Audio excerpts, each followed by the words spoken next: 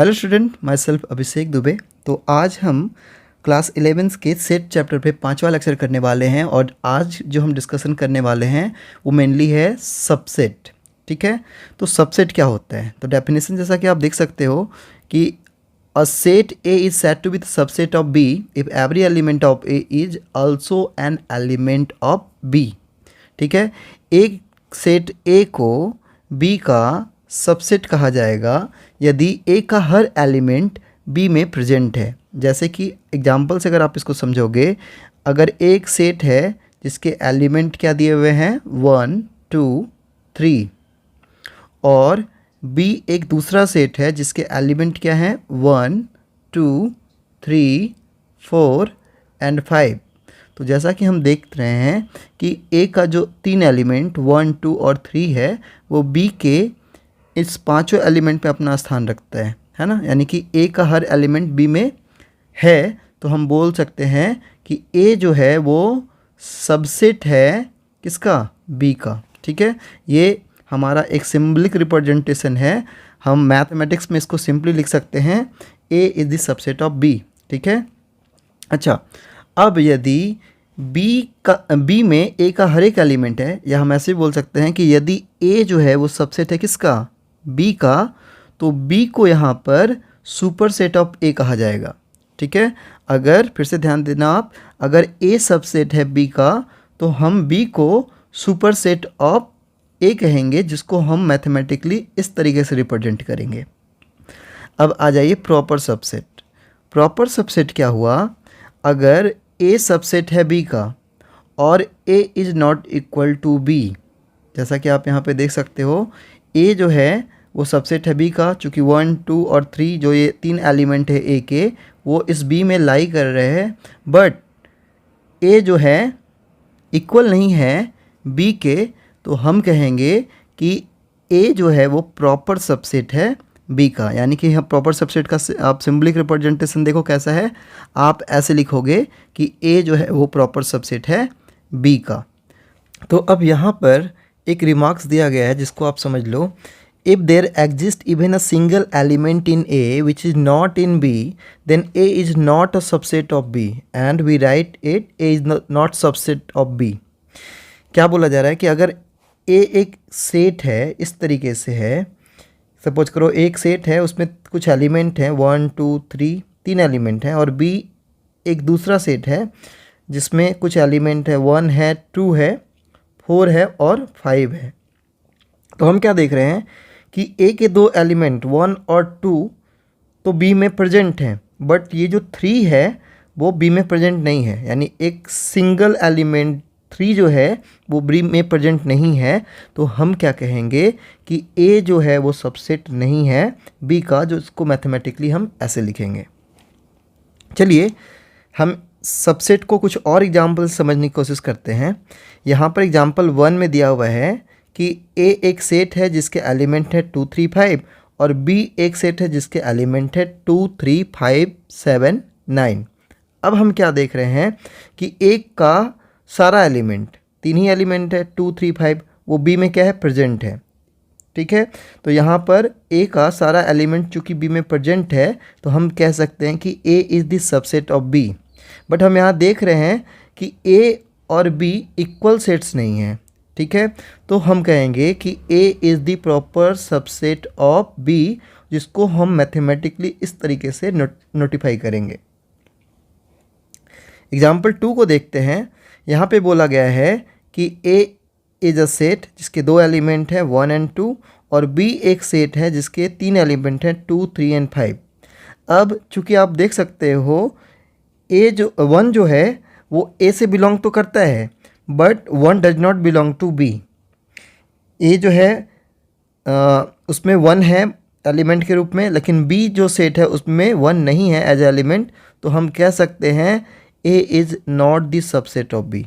उसी तरीके से अगर हम बी में देखें तो बी में 3 बिलोंग करता है, ठीक है, बट ये जो 3 है वो ए से बिलोंग नहीं करता, तो हम ये भी बोल सकते हैं कि B is not the subset of A.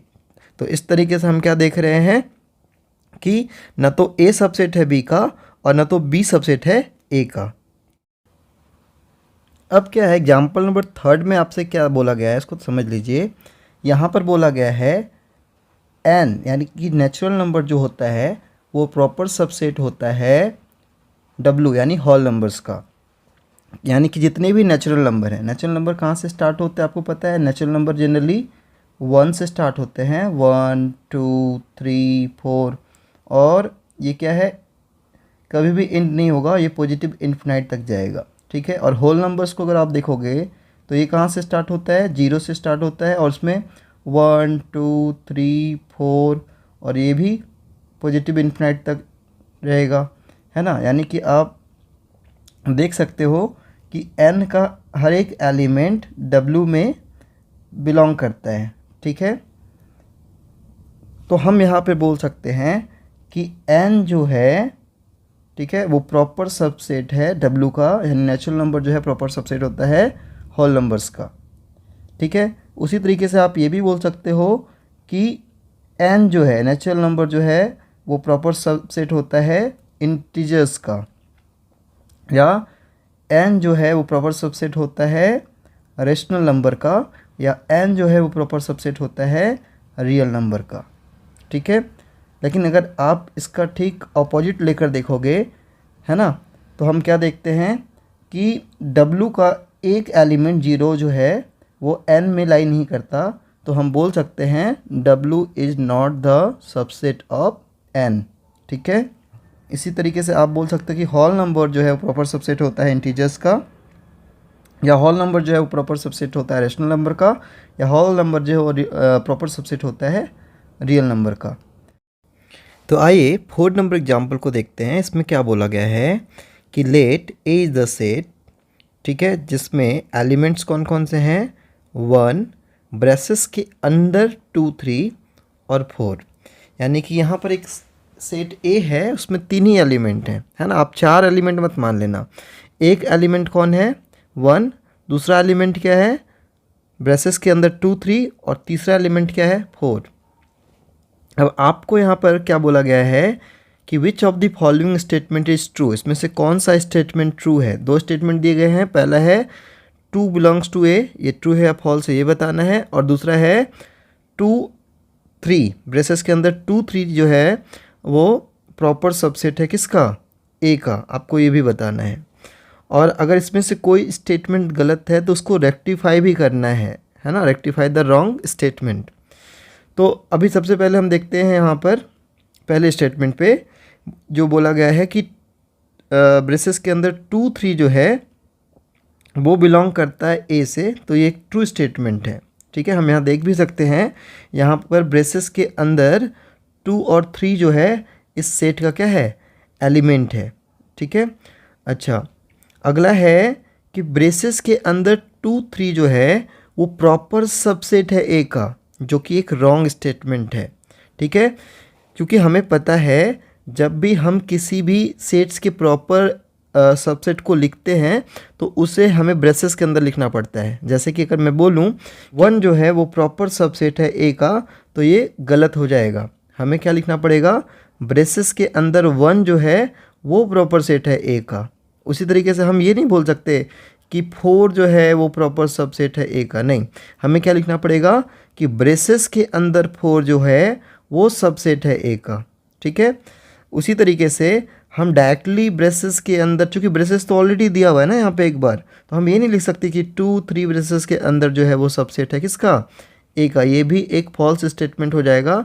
तो हमें क्या करना पड़ेगा, एक और ब्रेसेस रखना पड़ेगा, और उसके बाद जो दिया हुआ ब्रेसेस है उसके अंदर 2 3 को लिख करके दिए हुए ब्रेसेस को पहले बंद करो, और फिर जो खुद से ब्रेसेस लगाना है उसे लगा दो, और फिर बोलो कि यस ब्रेसेस के अंदर 2 3 जो है वो सबसेट है ए का।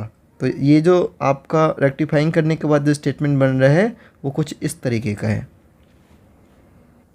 अब आपसे क्या बोला जा रहा है, यहाँ पर कुछ रिजल्ट्स हैं सबसेट्स के ऊपर जिसको आपको ध्यान देना है, और बिल्कुल इसको दिमाग में रख लीजिए, है ना, इसको याद कर लीजिए, ठीक है। पहला जो थ्योरम 1 है वो क्या बोलता है, every set is the subset of itself, मतलब हर एक सेट खुद का क्या होता है, सबसेट होता है। तो आप बताओ, सपोज करो कि कोई एक सेट ए है, ठीक है, तो हम क्या देख रहे हैं कि उस सेट ए का जितना भी एलिमेंट है उस सेट ए से ही बिलोंग करेगा। ठीक है, जैसे एग्जाम्पल के लिए सपोज करो कोई एक सेट ए है तो और उसके एलिमेंट है 1 2 3। ठीक है, तो एक डुप्लीकेट ए ले लो, डुप्लीकेट ए में भी क्या होगा 1 2 3 होगा। तो हम क्या देख रहे हैं कि ए का हर एक एलिमेंट क्या है बी में लाई कर रहा है, तो हम बोलेंगे A is the subset of A. इसका मतलब क्या हुआ, हर एक एलिमेंट इटसेल्फ का क्या होता है, सबसेट होता है। अब सेकेंड नंबर थ्योरम पे आइए, यहाँ पे क्या बोला गया है, the empty set is a subset of every set. बहुत ही इंपॉर्टेंट चीज़ है कि कोई भी सेट हो, ठीक है, एम्प्टी सेट हमेशा क्या होगा, उसका सबसेट होगा। तो इसका जो प्रूफ है उसको ऐसे समझने की कोशिश करो, let A be any set. ठीक है, ए कोई सेट है and phi is any empty set, और फाई क्या है, कोई एम्प्टी सेट है। Since phi contain no element at all, चूँकि फाई में कोई एलिमेंट नहीं होता, हमें तो पता है एम्प्टी सेट में क्या होता है, कोई भी एलिमेंट नहीं होता। So there is no element of phi which is not contained in A. तो अब हम क्या देख रहे हैं कि फाई का ऐसा कोई भी एलिमेंट नहीं है जो ए में ना हो। क्योंकि फाई का कोई भी ऐसा एलिमेंट ए में है ही नहीं, तो हम बोल सकते हैं कि phi is the proper subset of A.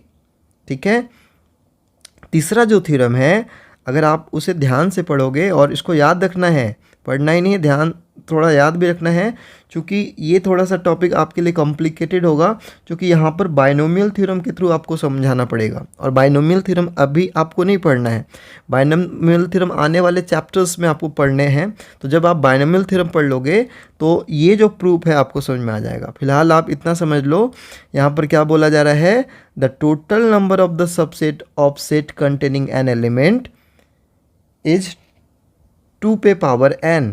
ठीक है, क्या बोला जा रहा है कि अगर कोई सेट है, जैसे कि मैं बात करता हूँ ए एक सेट है, उसमें 2 ही एलिमेंट है, कौन कौन से हैं, 1 एंड 2। तो ए के कितने प्रॉपर सबसेट होंगे, ठीक है, ए के टोटल कितने सबसेट बनेंगे। तो ए के जो पॉसिबल सबसेट होंगे, पहला तो एक होगा 1, सॉरी सबसे पहला तो आप 5 को इंक्लूड कर लो, 5 वो भी ए का क्या होगा, सबसेट होगा। दूसरा एक सिंगल एलिमेंट 1 जो हो गया, फिर उसी तरीके से सिंगल एलिमेंट 2 हो गया, और फिर ये नंबर खुद, यानी ये पूरा का पूरा सेट 1 और 2, यानी कि टोटल 4 पॉसिबल क्या होंगे, सबसेट होंगे इस सेट ए के। इसको एक और एग्जांपल से समझने की कोशिश करो कि कोई बी सेट है, ठीक है, उसके जो एलिमेंट हैं जनरली क्या हैं, ए बी और सी, और मैं बोलूँ कि इसके पॉसिबल सबसेट क्या होंगे, इस सेट बी के पॉसिबल सबसेट क्या होंगे।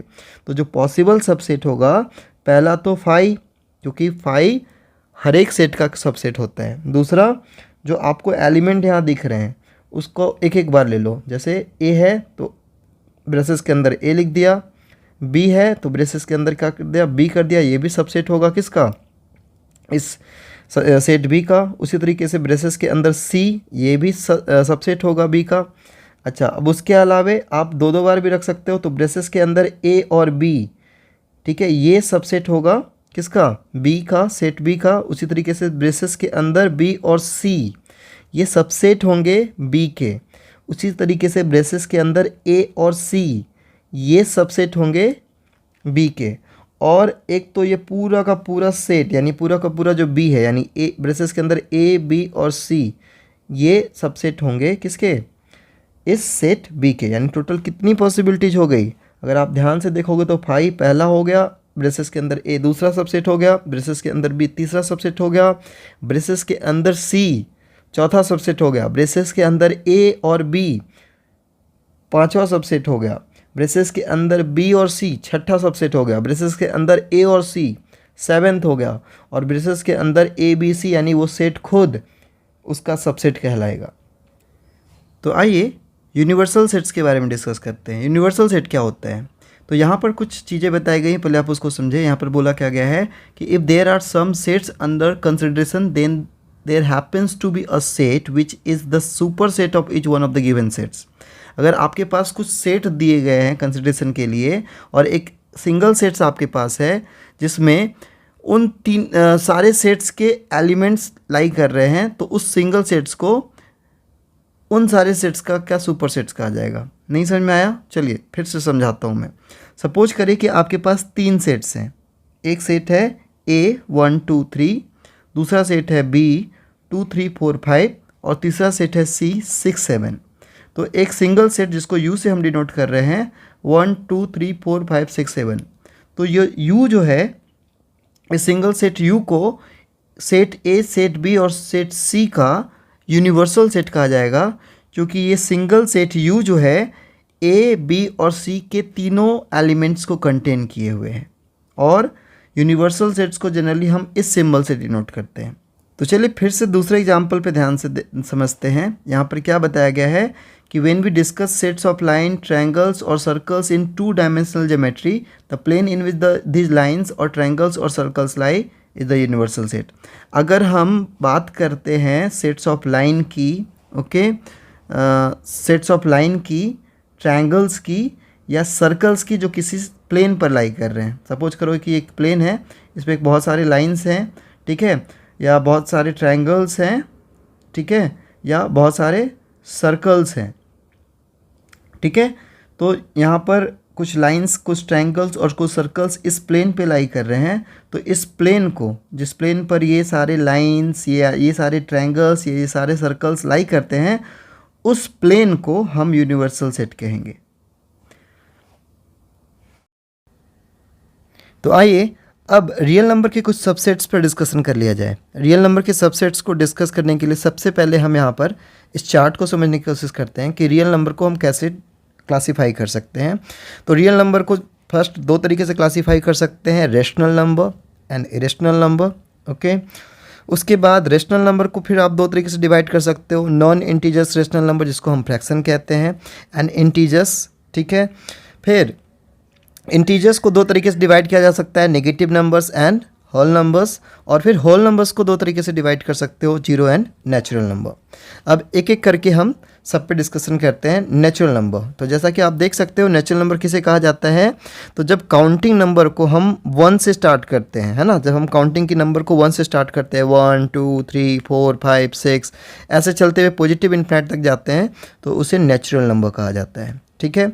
और जब नेचुरल नंबर और जीरो दोनों को इंक्लूड कर लिया जाता है, तो उसे क्या कहा जाता है, होल नंबर्स कहा जाता है। तो होल नंबर्स का आप डेफिनेशन क्या दोगे?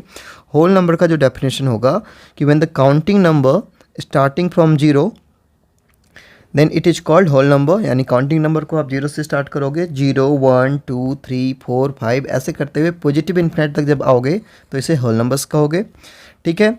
अब ये जो होल नंबर्स हैं उसमें जब हम नेगेटिव नंबर को इंक्लूड कर लेते हैं, ठीक है, तो नेगेटिव नंबर और होल नंबर्स दोनों को जब इंक्लूड कर लिया जाता है तो इस ग्रुप को कहा जाता है इंटीजर्स, ठीक है। तो इंटीजर्स का डेफिनेशन आप देख सकते हो। इंटीजर्स का डेफिनेशन क्या दिया गया है यहाँ पर, all the negative number, okay, all the positive number together with zero. यानी कि यहाँ पे आप देख सकते हो कि इंटीजर्स में जितने भी नेगेटिव नंबर हैं, जितने भी पॉजिटिव नंबर, उन सब को इंक्लूड किया जाता है। तो अगर आप जीरो के लेफ्ट जाओगे तो -1 -2 -3 -4 -5 -6 ऐसे करते हुए हम नेगेटिव इन्फिनिटी तक जाएंगे जो एंडलेस होगा। और फिर जीरो के राइट साइड पे आएंगे तो 1 2 3 4 जितने भी पॉजिटिव नंबर्स हैं ये पॉजिटिव इन्फिनिटी पे जाकर ये भी एंड होगा, तो इन्हें इंटीजर्स कहा जाता है। जितने भी पॉजिटिव नंबर हैं, जितने भी नेगेटिव नंबर हैं और साथ में जीरो, इन्हें इंटीजर्स कहा जाता है। अब पॉजिटिव इंटीजर्स जो हो गए उनको Z+ से इंडिकेट किया जाता है और जो नेगेटिव इंटीजर्स हैं उनको Z- नेगेटिव से इंडिकेट किया जाता है। कभी कभी क्या होता है, इंटीजर्स को हम I से भी डिनोट करते हैं। अब बात कर लेते हैं रेशनल नंबर की। रेशनल नंबर क्या हुआ, तो जब हम इंटीजर्स और फ्रैक्शन दोनों को इंक्लूड करके एक ग्रुप में डिस्कस करते हैं तो उसे रेशनल नंबर कहा जाता है, ठीक है। यहाँ पर आप देख सकते हो रेशनल नंबर का डेफिनेशंस भी आप 8th क्लास से पढ़ते आ रहे हो। क्या number in the form of P by Q where P and Q are integers and Q is not equal to 0 is called rational number. एक ऐसा नंबर जो P by Q के फॉर्म में होता है जहाँ P और Q क्या होते हैं, P और Q को इंटीजर्स माना जाता है और Q की वैल्यू 0 के बराबर नहीं होती, उसे हम रेशनल नंबर कहते हैं। तो यहाँ पर आप रेशनल नंबर का डेफिनेशन देख सकते हो। Q से इसको डिनोट किया जाता है x where x is equal to P by Q where P and Q are integers and Q not equal to 0। ठीक है। और इरेशनल नंबर आपको ऑलरेडी पता है, ऐसे नंबर जिनको पी वाई क्यू के फॉर्म में नहीं लिख सकते, जैसे रूट के अंदर जो प्राइम नंबर होते हैं, लाइक व्हाट, √2, √3, ठीक है, √5, या सर्ट्स जो होते हैं जैसे क्यूब रूट ऑफ 2, हाँ, क्यूब रूट ऑफ 3, ये सारे जो नंबर हैं इनको इरेशनल नंबर कहा जाता है, ठीक है। तो यहाँ पर इरेशनल नंबर का आप डेफिनेशन देख सकते हो, T is the set of x where all x belongs to the real number and x does not belong to Q. जो एक्स है वो इरेशनल नंबर नहीं होते, उनसे बिलोंग नहीं करते, उनको इरेशनल नंबर कहा जाता है। सिंपली √2, √3, √5 इन सब को आप क्या बोल सकते हैं, इरेशनल नंबर कह सकते हैं। तो इस तरीके से हमने देखा सबसेट्स ऑफ रियल नंबर। तो हम यहाँ पे देख रहे हैं कि नेचुरल नंबर जो है ना, जितने भी नेचुरल नंबर हैं वो किससे बिलोंग करते हैं, जितने भी नेचुरल नंबर हैं वो जनरली बिलोंग करते हैं रियल नंबर से। तो हम बोल सकते हैं कि n is the subset of real number. Similarly जितने भी होल नंबर्स हैं चूँकि वो बिलोंग करते हैं रियल नंबर से, so we can write here W is the subset of real number. उसी तरीके से जितने भी इंटीजर्स हैं वो सबसेट हैं किसके, रियल नंबर के। तो इसको मैथमेटिकली हम लिख सकते हैं Z is the subset of R। उसी तरीके से जितने भी रेशनल नंबर हैं उन्हें भी हम सबसेट ऑफ R कह सकते हैं। तो मैथमेटिकली इसका रिप्रेजेंटेशन कुछ इस तरीके से होगा। उसी तरीके से जितने भी इरेशनल नंबर हैं वो भी क्या है, कहीं ना कहीं रियल नंबर के सबसेट हैं। सो हम लिख सकते हैं T is the subset of R। तो ये चीज़ देखकर हमें समझ में आ गया कि जो नेचुरल नंबर होते हैं वो सबसेट होते हैं होल नंबर्स के, और जो होल नंबर्स हैं वो सबसेट होते हैं इंटीजर्स के, और जो इंटीजर्स होते हैं वो सबसेट होते हैं रेशनल नंबर के, और जो रेशनल नंबर हैं, ठीक है, वो सबसेट होते हैं किसके, रियल नंबर के। तो आइए intervals as subset of real number पे डिस्कशन करते हैं। इसमें हमें देख सकते हैं हमें क्या बताया गया है, लेट किया कि A और B दो नंबर हैं जो रियल नंबर से बिलोंग करते हैं, और इस तरीके से कि A की वैल्यू जो है वो लेस देन B है। तो हम यहाँ पर A और B के इंटरवल्स को चार तरीके से डिफाइन कर सकते हैं, closed interval, open interval, right half open interval, left half open interval. तो चलिए एक एक करके सबको डिस्कस करते हैं। Closed interval A and B को अगर आप ध्यान से देखोगे तो यहाँ पर क्या बताया जा रहा है, group of x where all x belongs to the rational real number such that x की जो वैल्यू है वो क्या है, x जो है वो बड़ा है a से या इक्वल है a के, but it will be less than और इक्वल टू b। कहने का मतलब नंबर लाइन पर अगर आप आकर देखोगे तो क्या बोला जा रहा है, x वो सारे रियल नंबर्स के ग्रुप से बिलोंग करता है जिसमें a और b दोनों को इंक्लूड करते हुए उनके बीच के सारे नंबर्स को हम इंक्लूड कर सकते हैं, ठीक है। अगला है ओपन इंटरवल। ओपन इंटरवल को जनरली डिनोट कैसे किया जाता है, कुछ इस तरीके से या इस तरीके से। इसको डिफाइन कैसे कर सकते हो, इसे डिफाइन कर सकते हो ग्रुप ऑफ एक्स वो where all x belong to real number such that x की जो वैल्यू है वो ग्रेटर देन ए है बट लेस देन बी है, जिसको नंबर लाइन पे लिखते समय हम इस तरीके से रिप्रेजेंट करते हैं। इसमें वो सारे नंबर्स को लिया जाता है जो ए और बी के बीच में लाई करते हैं, बट यहाँ पर ए और बी को हम इंक्लूड नहीं करेंगे, ठीक है। तो इसलिए आप देख सकते हो यहाँ पर ए और बी को हमने डार्क नहीं किया है। तो अगला है right half open interval. Right half open interval को जनरली दो तरीके से डिनोट किया जा सकता है, इस तरीके से या इस तरीके से। इसे डिफाइन कैसे करोगे, राइट हाफ ओपन इंटरवल को आप बोल सकते हो group of number of x where all x belongs to real number such that x की जो वैल्यू है it will be greater than और equal to A but it will be less than B. X की जो value है या ए के वो ए के बराबर भी हो सकती है, ए से बड़ी भी हो सकती है, बट वो हमेशा बी से छोटी होगी। और जब हम इसे नंबर लाइन पे रिप्रेजेंट करेंगे तो कुछ इस तरीके से रिप्रेजेंट करेंगे कि इसमें हम क्या करेंगे, ए को इंक्लूड कर सकते हैं इस ग्रुप में और ए और बी के वो बीच के सारे नंबर्स को इंक्लूड कर सकते हैं, बट इस ग्रुप में बी को इंक्लूड नहीं किया जाएगा।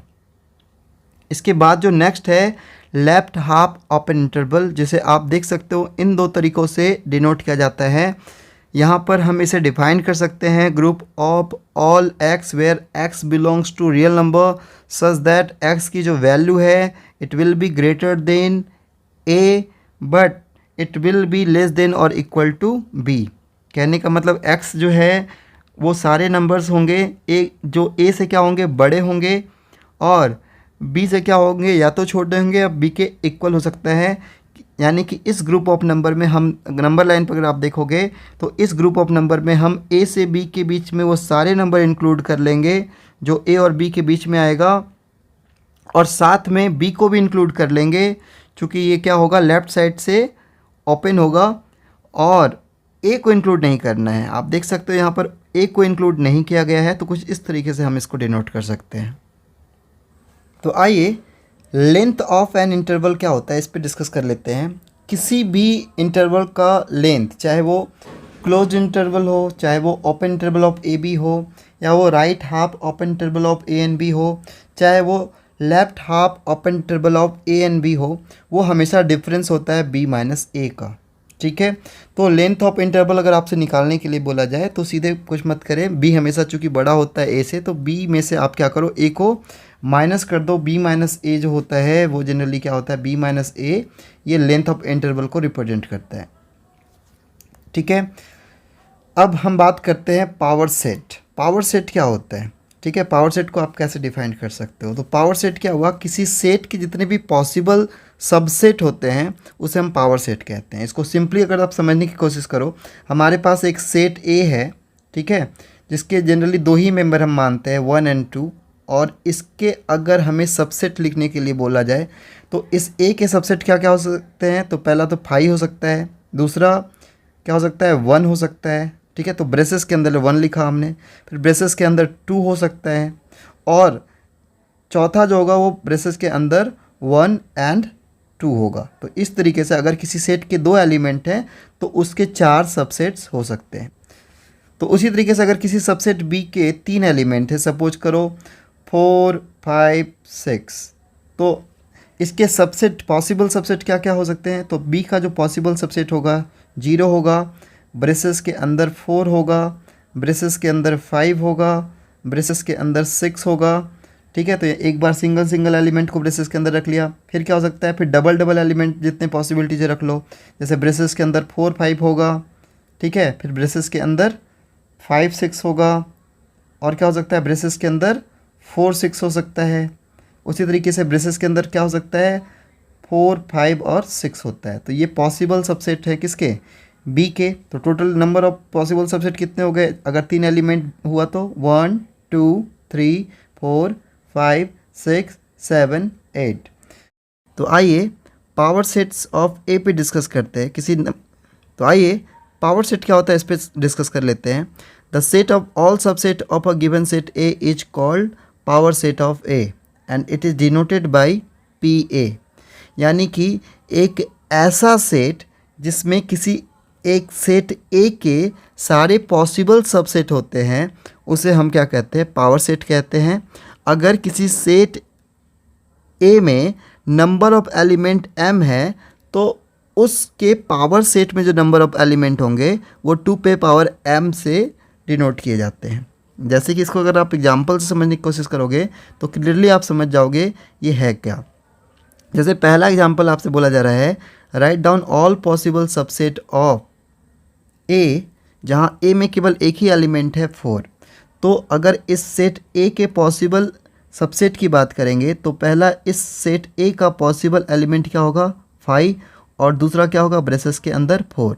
तो इस सेट ए का पावर सेट क्या होगा, पावर सेट होगा ब्रेसेस के अंदर 5, कॉमा ब्रेसेस के अंदर 4, ब्रेसेस क्लोज्ड। तो हम यहाँ पर देख सकते हैं कि सेट ए में जो नंबर ऑफ एलिमेंट था वो 1 था। तो उसी तरीके से हम देख सकते हैं कि उस सेट के पावर सेट के जो नंबर ऑफ एलिमेंट होंगे वो क्या होगा, 2 पे पावर 1, यानी कितना, 2। इसी तरीके से एक और एग्जांपल लीजिए, right down all possible subset of set ए, जहाँ इसके 2 ही एलिमेंट हैं 2 और 3। ठीक है, तो अब इसके पॉसिबल सेट्स क्या हो सकते हैं, तो सेट ए के जो पॉसिबल सबसेट पहला तो 5 हो सकता है, दूसरा सिंगल एलिमेंट पे बात करेंगे तो ब्रेसेस के अंदर 2, ब्रेसेस के अंदर 3, और जो चौथा एलिमेंट होगा, चौथा जो सबसेट होगा वो ब्रेसेस के अंदर 2 और 3 होंगे।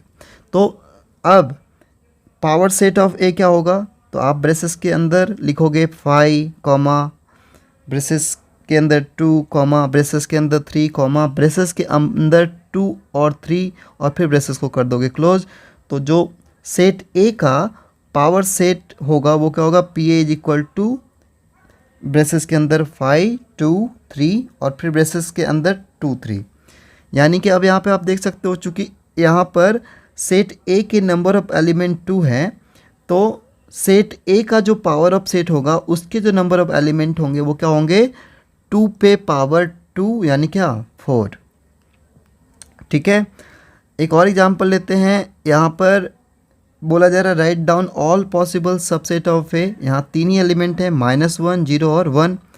तो इस सेट ए के जो पॉसिबल सबसेट होंगे, पहला तो 5 होगा, फिर सिंगल सिंगल एलिमेंट हम ब्रेसेस के अंदर लेते हैं, तो कॉमा ब्रेसेस के अंदर 1 कॉमा ब्रेसेस के अंदर 0 कॉमा ब्रेसेस के अंदर 1, फिर दो दो करके हम लेते हैं, देन कॉमा ब्रेसेस के अंदर -1 0 कॉमा ब्रेसेस के अंदर 0 1 कॉमा ब्रेसेस के अंदर -1 1 एंड लास्ट जो होगा वो ये पूरा का पूरा सेट ले लेंगे, यानी ब्रेसेस के अंदर -1 0 एंड 1। तो जब हम पावर सेट लिखेंगे इस ए का, तो हम लिखेंगे P A is equal to braces के अंदर जितने भी सबसेट हमने फाइंड किए 8 के 8, उन सबको ब्रेसेस के अंदर लिख देना है और फिर एक अदर ब्रेसेस के अंदर उसको इंक्लूड करके दिखाना है। नंबर 4 को समझने की कोशिश करते हैं। यहाँ पर क्या बोला गया है, write down all possible subset of A. और इस सेट ए में दो ही एलिमेंट हैं, पहला है 1 और दूसरा है ब्रेसेस के अंदर 2 एंड 3। तो यहाँ ध्यान देने वाली बात है, ये जो 2 एंड 3 है ना, ये क्या है, ये 2 एंड 3 अलग अलग नहीं है, ये पूरा एक ग्रुप में है। यानी यहाँ पर दो ही एलिमेंट है, 1 एंड ब्रेसेस के अंदर 2 एंड 3। तो अगर इसका पावर सेट लिखने के लिए बोला जाए तो पावर सेट आप कैसे क्या लिखोगे, तो आप पहले इसके पॉसिबल सबसेट लिखिए। पॉसिबल सबसेट इस सेट ए का, ठीक है, पहले आप पॉसिबल सबसेट लिखिए। ए का पॉसिबल सबसेट क्या होगा, 5 होगा।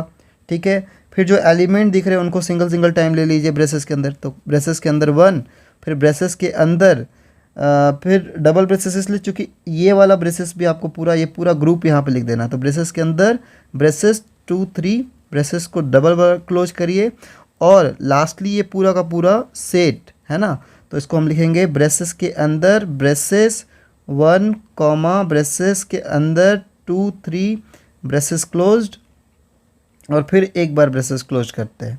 तो टोटल कितने एलिमेंट हो गए, 4 एलिमेंट हो गए। तो पावर सबसेट को कुछ इस तरीके से हम यहाँ पर डिनोट कर देंगे इस ए के। ऐसे ही 5th नंबर क्वेश्चन में क्या बोला गया है कि right down all possible subset of 5। तो एक सेट है जिसमें एलिमेंट क्या है, केवल 5 है और उसका पावर सेट लिखना है। तो चूंकि इस एलिमेंट में, ठीक है, इस सेट में केवल एक ही मेंबर 5 है, तो उसके पावर सेट्स को हम कैसे लिखेंगे, P5 is equal to braces के अंदर 5। एग्जाम्पल नंबर 6 में कहा गया है write each of the following subset are as an interval. तो यहाँ पर आपको कुछ सेट्स दिए गए हैं जिनको सेट बिल्डर फॉर्म में लिखा गया है और आपको उसे इंटरवल के फॉर्म में लिखना है। तो चलिए रीड करते हैं यहाँ पर क्या बोला गया है। यहाँ पर बोला गया है कि A is the set of X where all X belongs to real number such that X की जो वैल्यू है वो -3 से ग्रेटर है but it will be less than और इक्वल टू 5। ठीक है, तो पहले आप पहचानिए कि ये कौन सा इंटरवल है। सेट A जो है इसमें बस आप ध्यान से देखिए, यहाँ बोला गया है set A is the group of X where all X belongs to real number, और ये जो X है उसकी जो वैल्यू है वो X से क्या है, बड़ी है बट 5 से छोटी या 5 के इक्वल है। ऐसे इंटरवल्स को, ठीक है, ऐसे इंटरवल को जनरली हम क्या बोलते हैं, इसे कहा जाता है लेफ्ट हैंड इंटरवल। ठीक है, लेफ्ट हैंड ओपन इंटरवल कहा जाता है। तो लेफ्ट हैंड ओपन इंटरवल कहा जाता है। इसको थोड़ा आप नंबर लाइन से समझने की कोशिश करें तो इसमें वो सारे एलिमेंट आ रहे हैं जो -3 से बड़े हैं, बट वो जो एलिमेंट होंगे वो 5 से छोटे होंगे या 5 के इक्वल होंगे। तो आपने लेफ्ट हैंड ओपन इंटरवल को नंबर लाइन पे डिनोट करना सीखा होगा। इसमें चूंकि 3 को इंक्लूड नहीं करना है तो 3 पर आप, ठीक है, एक जस्ट लाइक इस तरीके से घेर दीजिए और 5 को डार्क कर दीजिए, चूँकि 5 को इस ग्रुप में इंक्लूड करना है। और 3 से 5 के बीच में जितने भी रियल नंबर आ सकते हैं, इन्फिनिट रियल नंबर आ सकते हैं, उन सबको इस ग्रुप में क्या करना है, हमें इंक्लूड कर लेना है। ठीक है, बट हमें एक्चुअली क्या करना है, इसे इंटरवल के फॉर्म में लिखना है। तो जो यहाँ पर इंटरवल होगा वो क्या होगा, तो आप लिखोगे a इज इक्वल टू, और चूँकि 3 को इंक्लूड नहीं करना तो जिसको इंक्लूड नहीं करना उस साइड में स्मॉल ब्रैकेट लिखिए, तो -3 कॉमा और 5 लिख करके, चूँकि 5 को इंक्लूड करना है तो बिग ब्रैकेट लगा दीजिए। तो इस तरीके से हमने इस सेट ए को हमने इंटरवल के फॉर्म में लिख दिया, और इसका लेंथ निकालना है। लेंथ, इस सेट ए का लेंथ क्या होगा, तो सेट ए का जो लेंथ होगा वो क्या होगा, किसी भी सेट का जो लेंथ होता है वो क्या होता है, b माइनस ए। यहाँ b का काम कौन कर रहा है, b 5 है और a कौन है, -3। तो हम लिखेंगे 5 -3 यानी कितना हो गया जी, 5 + 3 इज इक्वल टू 8।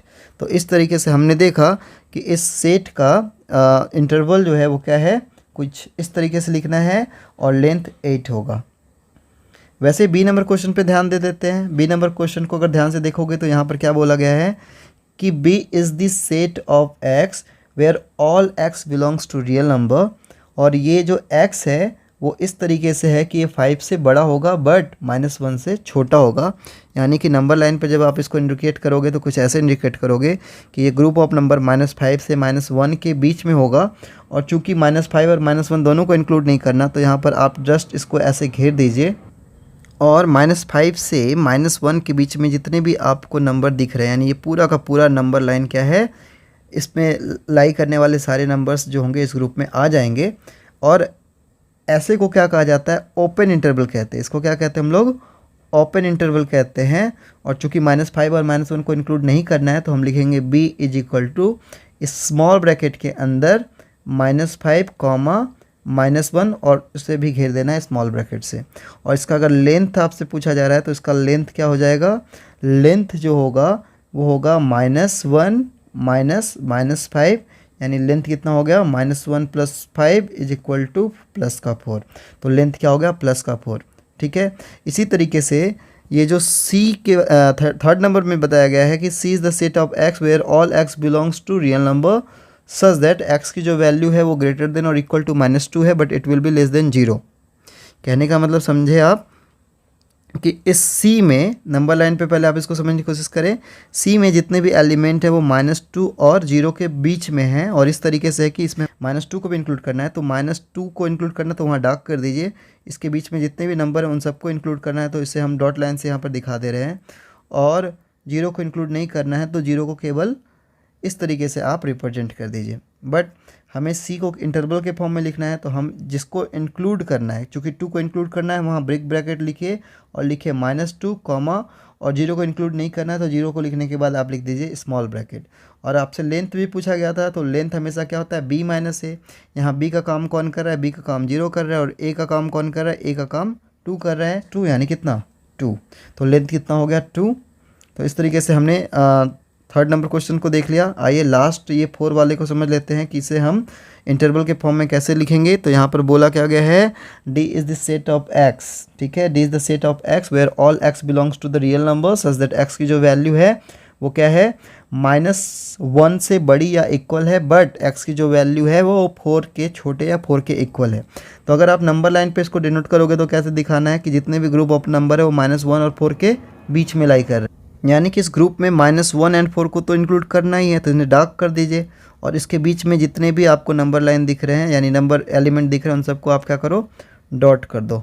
ठीक है, तो इस तरीके से हम देख रहे हैं कि इस ग्रुप में -1 से लेकर 4 तक के सारे एलिमेंट आ रहे हैं। ऐसे इंटरवल को जनरली हम क्या कहते हैं, क्लोज्ड इंटरवल कहते हैं। क्या कहते हैं, क्लोज्ड इंटरवल कहते हैं। और इसके इंटरवल को लिखने का तरीका होगा d is equal to big bracket के अंदर लिखना है -1 कॉमा 4, और फिर बिग ब्रैकेट से कर देना है क्लोज। और अगर इसका लेंथ निकालने के लिए बोला जाएगा तो लेंथ होता है b - a, तो b का काम 4 कर रहा है और a का काम -1, सो लेंथ हो जाएगा 4 - -1 is equal to 4 + 1 is equal to 5।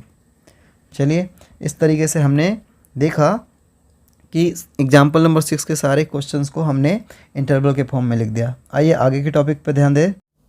तो चलिए एग्जाम्पल नंबर 7 पे ध्यान देते हैं। बोला क्या जा रहा है, write each of the following interval in the set builder forms.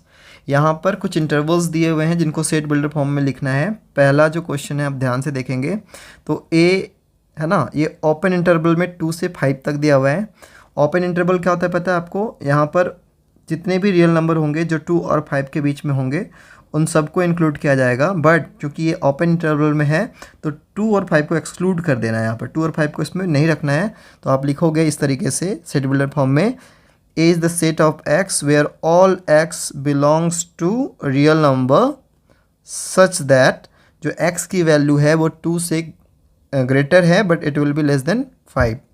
Similarly अगर आप सेकेंड नंबर क्वेश्चन को ध्यान से देखोगे तो सेकेंड नंबर क्वेश्चन में फिर से एक दिया हुआ है आपके पास, ध्यान से देखिए क्या दिया हुआ है। b जो है उसमें जितने भी रियल नंबर है वो जनरली कहाँ है? -4 से 7 के बीच में है और कहाँ है? क्लोज इंटरवल में। यानी कि मतलब क्या हुआ? क्लोज इंटरवल का मतलब होता है कि यहाँ पे जितने भी रियल नंबर होंगे वो 4 से 7 के बीच में ही होंगे, और यहाँ पर हमें क्या करना है? -4 और 7 को भी उस ग्रुप में इंक्लूड कर देना है। यानी कि -4 से लेके 7 के बीच में जितने भी रियल नंबर है साथ सबको रखना है, साथ में -4 और 7 को भी इंक्लूड करना है। So you can write here कि b is the set of x where all x belongs to real number such that जो x की वैल्यू है इट इज़ ग्रेटर देन और equal to -4 but it will be less than और equal to 7। इसी तरीके से third number question को ध्यान से देखिए। थर्ड नंबर क्वेश्चन में क्या दिया हुआ है? थर्ड नंबर क्वेश्चन में आपके पास दिया हुआ है, first of all big bracket है, उसके बाद -8 से 0, उसके बाद स्मॉल ब्रैकेट से इसको क्लोज किया है। ऐसे इंटरवल को कहा जाता है राइट हैंड ओपन इंटरवल। इसमें जनरली क्या होता है? इसमें हमें -8 से लेकर 0 के बीच में जितने भी नंबर लेने हैं, ठीक है, रियल नंबर हो उन सबको इंक्लूड करना है, बट यहाँ पर 0 जो होगा वो एक्सक्लूड कर देना है। तो यहाँ पर आप इसको डार्क नहीं करना 0 पर, बट 8 को डार्क कर देना। इसके बीच के जितने भी नंबर्स हैं उन सबको हमें इस ग्रुप में इंक्लूड करना है। तो हम यहाँ पर लिख सकते हैं क्या कि C is the group of x where all x belongs to real number such that जो x है वो -8 से बड़ा है या इक्वल है but it will be less than 0। ठीक है, ऐसे ही डी नंबर क्वेश्चन को अगर आप देखोगे, फोर्थ नंबर क्वेश्चन में जो दिया हुआ है डी जो है उसमें क्या दिया हुआ है? बिग ब्रैकेट्स है, सॉरी स्मॉल ब्रैकेट 5 9 और बिग ब्रैकेट, ये क्या है? लेफ्ट हैंड ओपन इंटरवल है। ठीक है, तो इस लेफ्ट हैंड ओपन इंटरवल में क्या करना है? जितने भी ग्रुप ऑफ नंबर होंगे वो 5 और 9 के बीच में होंगे, और चूंकि 9 को यहाँ पर हमें क्या करना है? इंक्लूड करना है, क्योंकि लेफ्ट हैंड ओपन इंटरवल है तो इसमें 9 क्या होगा? इंक्लूडेड होगा। सो आप यहाँ लिख सकते हो इस ग्रुप ऑफ नंबर में 5 से लेकर 9 के बीच में जितने नंबर है वो सारे आ जाएंगे। 9 इंक्लूडेड होगा, 5 एक्सक्लूडेड होगा। तो आप इसको लिख सकते हो D is the set of x where all x belongs to real number such that जो x की वैल्यू है it will be greater than 5 but it will be equal to और लेस देन 9। तो इस तरीके से हमने क्या किया? जितने भी यहाँ पर इंटरवल्स दिए हुए थे इन चारों इंटरवल्स को हमने सेट बिल्डर फॉर्म में यहाँ पर इस तरीके से हमने इसको राइट कर दिया। तो आइए अगला जो टॉपिक है वो है इक्वल सेट्स। इक्वल सेट्स किसे कहते हैं? Two sets A and B are said to be equal if every element of A is in B and the every element of B is in A। दो sets को equal कहा जाएगा यदि A का हर एक एलिमेंट B में present है और उसी तरीके से B का हर एक एलिमेंट A में प्रेजेंट है।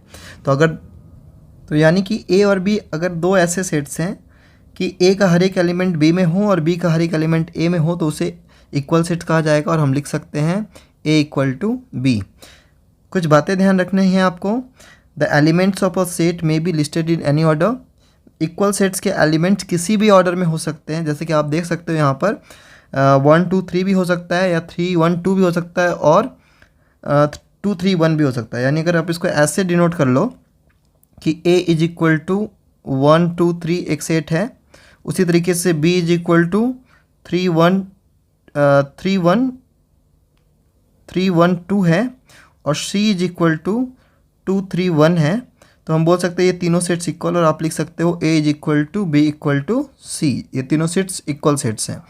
और दूसरी बात याद रखना है, repetition of the element in a set is meaningless.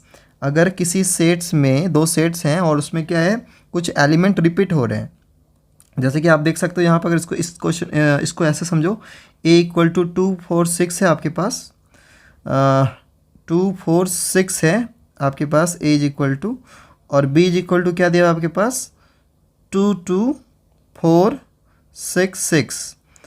तो एक्चुअली इसको आप ऐसे लिख सकते हो 2 4 6, क्योंकि रिपीटेशन अलाउड नहीं होता सेट्स में, तो हम बोल सकते हैं कि हाँ भाई ये a और b जो है वो दोनों इक्वल सेट्स है। अब अगला क्या, आपके पास एक थ्योरम दिया हुआ है, इस थ्योरम को आप ध्यान से समझेंगे।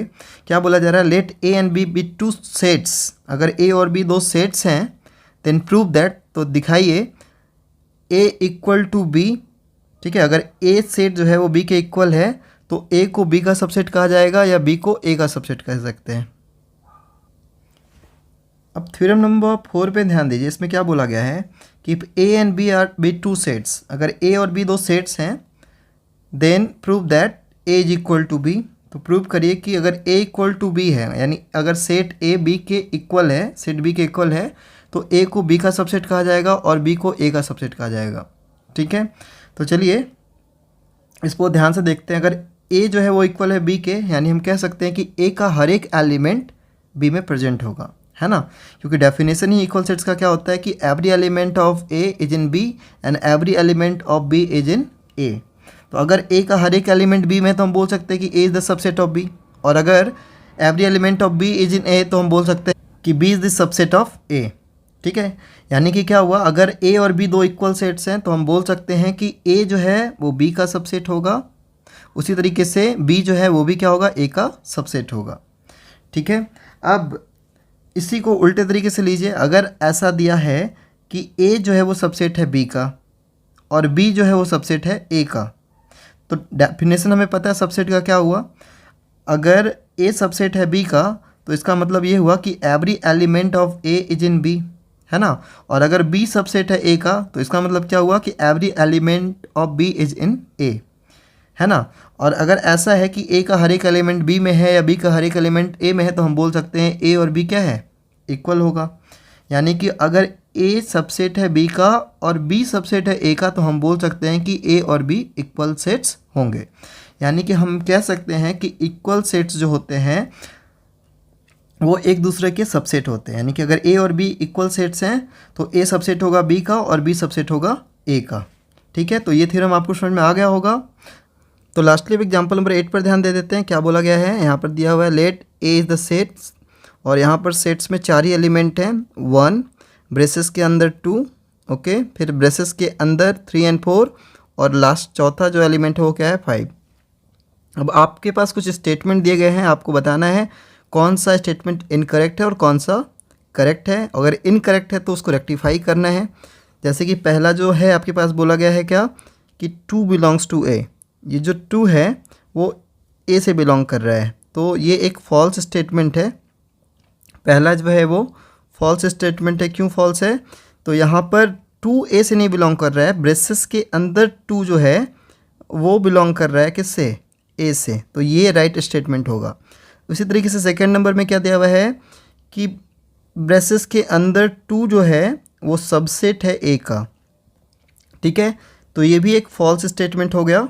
क्यों, क्योंकि सबसेट अगर आप देखोगे ध्यान से यहाँ पर, तो ब्रेसेस के अंदर 2 तो एक एलिमेंट है ना इस सेट ए का, और हम लोग जब सबसेट लिखते हैं तो उसको क्या करते हैं, एक ब्रेसेस के अंदर क्लोज करते हैं। तो यहाँ पे हमें क्या करना है कि सबसेट वाला जो एक ब्रैकेट है वो रखना है, और फिर लिखना है ब्रेसेस के अंदर 2, और फिर वो सबसेट वाला ब्रैकेट क्लोज करके तब लिखना है कि ब्रेसेस के अंदर ब्रेसेस 2 जो है वो सबसेट है ए का। वैसे अगर आप थर्ड नंबर क्वेश्चन को देखोगे तो थर्ड नंबर क्वेश्चन में क्या बोला गया है कि ब्रेसेस के अंदर 1 और 2 जो है वो सबसेट है ए का, तो ये भी एक फॉल्स स्टेटमेंट हो गया। क्यों, ये फॉल्स क्यों होगा, तो जैसा कि आप देख सकते हो यहाँ पर अगर आप ध्यान से देखोगे तो 1 और फिर कॉमा ब्रेसेस के अंदर 2 जो है वो सबसेट है ए का। तो चूंकि सबसेट को हम ब्रेसेस के अंदर लिखते हैं तो हम लिखेंगे पहले एक ब्रेसेस लगा देंगे, फिर लिखेंगे 1 कॉमा फिर ब्रेसेस के अंदर 2, ये जो है सबसेट होगा किसका, ए का। वैसे अगला दिया हुआ है 3 और 4 जो है वो सबसेट है। ठीक है, ब्रेसेस के अंदर 3 और 4 जो है वो सबसेट है ए का, तो ये भी एक फॉल्स स्टेटमेंट हो गया। अगर आप इसको रेक्टिफाई करोगे तो आप लिखोगे ब्रेसेस के अंदर, ये ब्रेसेस के अंदर एक और ब्रेसेस डाल के 3 और 4 को फिर ब्रेसेस को क्लोज करके लिखोगे, ये सबसेट होगा ए का। अगला है कि 1 and 5, ब्रेसेस के अंदर 1 and 5 जो है वो सबसेट है ए का। तो ठीक है, ये स्टेटमेंट जो है वो सही है। ब्रेसेस के अंदर 1 and 5 ये सबसेट ए का होगा, ये ट्रू है। ऐसे 6 नंबर क्वेश्चन में क्या दिया हुआ है, ब्रेसेस के अंदर 5 जो है वो सबसेट है ए का। तो यस, ब्रेसेस के अंदर 5, चूँकि 5 तो हर एक सेट का सबसेट होता है और 5 को हमने अकेला भी नहीं रखा है, ब्रेसेस के अंदर लिखा है, तो ये भी स्टेटमेंट क्या हो गया आपका, ट्रू स्टेटमेंट है। वैसे ही 7th नंबर क्वेश्चन को देखो तो आपसे बोला गया है 1 इज़ दी सबसेट ऑफ ए। अब हम क्या देख रहे हैं, 1 जो है वो एलिमेंट तो है ए का, और बट इसको हम सबसेट ऑफ ए नहीं बोल सकते, हम इसको रेक्टिफाई करके लिखेंगे, ये फॉल्स स्टेटमेंट हो गया। और अब इसको रेक्टिफाई करके लिखेंगे कि ब्रेसेस के अंदर 1 जो है वो सबसेट होगा ए का। ठीक है, और लास्ट वाला जो क्वेश्चन दिया हुआ है वो क्या दिया हुआ है 8th में, कि ब्रेसेस के अंदर 1, 2, 3, 4 जो है वो सबसेट है ए का। तो अगर आप ध्यान से देखोगे यहाँ पे तो 1, 2, 3, 4 ये एलिमेंट दिख तो रहे हैं, बट यहाँ पर 3 और 4 जो है वो इंडिविजुअल नहीं है। ठीक है, और एक चीज़ और देखना, जो एलिमेंट 2 है वो क्या है, ब्रेसेस के अंदर है। तो आप इसको फॉल्स लिखोगे और इसको रेक्टिफाई करके लिखोगे कि ब्रेसेस के अंदर 1, फिर ब्रेसेस के अंदर 2, और फिर ब्रेसेस के अंदर 3 और 4, इनको एक ही ब्रेसेस में लिखना है जैसा कि यहाँ लिखा हुआ है, और फिर आप ब्रेसेस को क्लोज करके लिखोगे कि it is the subset of A. तो इस तरीके से हमने 8 नंबर एग्जाम्पल को भी पूरा कर लिया। अब हम अगला जो एक्सरसाइज है 1C, आर सगवाल के बुक से 1C, इसको नेक्स्ट वीडियो में कवर करेंगे। आज के लिए ये वीडियो इनफ है, जिसमें जनरली हमने सबसेट, इंटरवल के बारे में रीड करा और उससे रिलेटेड एग्जाम्पल्स पढ़े। ठीक है, तो आगे बढ़ते हैं।